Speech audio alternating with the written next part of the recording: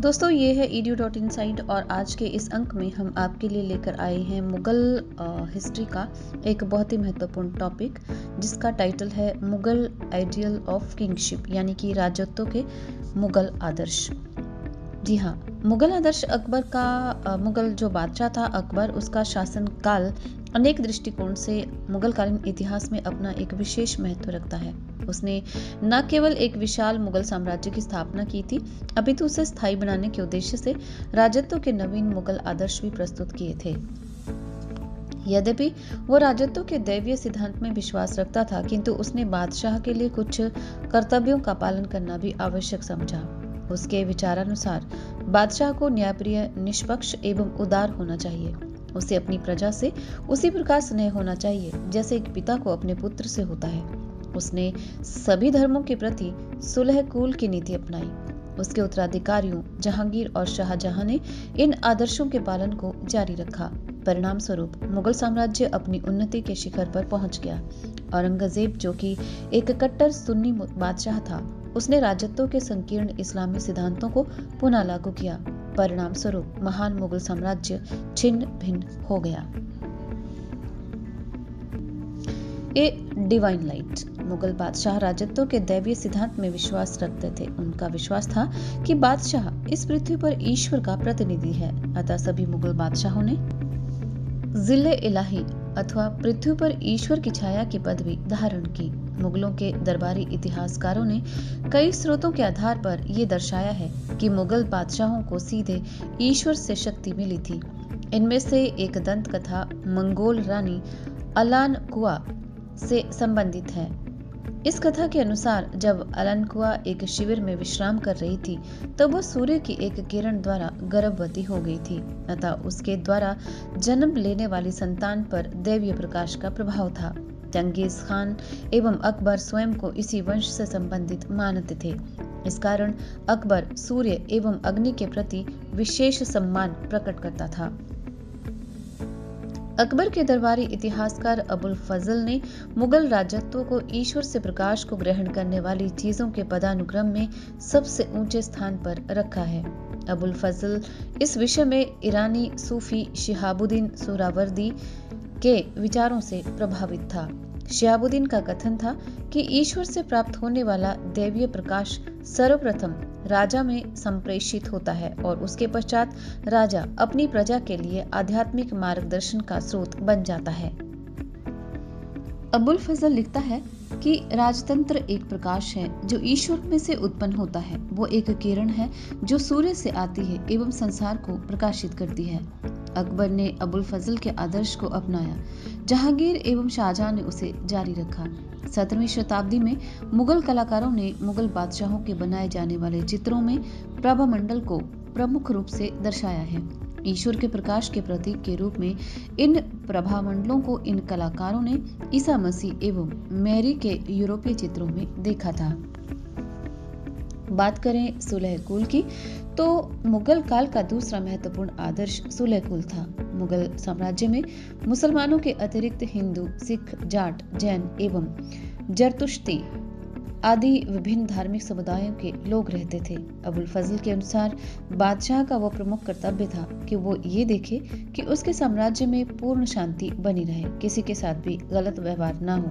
वह सुलह कुल यानी कि सभी के साथ शांति के आदर्श को प्रबुद्ध शासन की आधारशिला बताता है।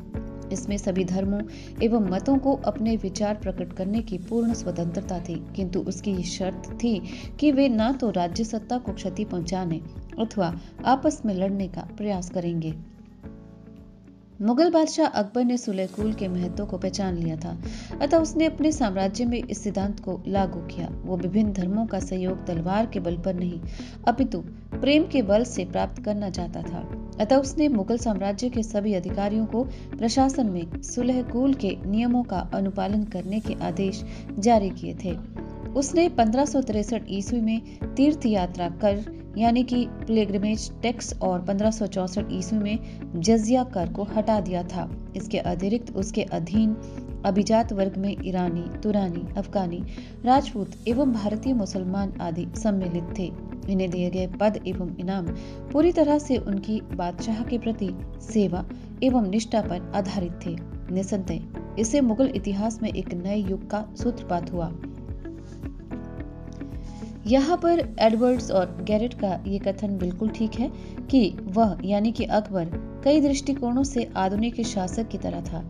उसने इस सिद्धांत को भली भांति समझ लिया था कि अच्छे एवं कुशल शासन के लिए वो आवश्यक है कि वो विभिन्न धार्मिक विचारों वाले लोगों में कोई मतभेद न करे।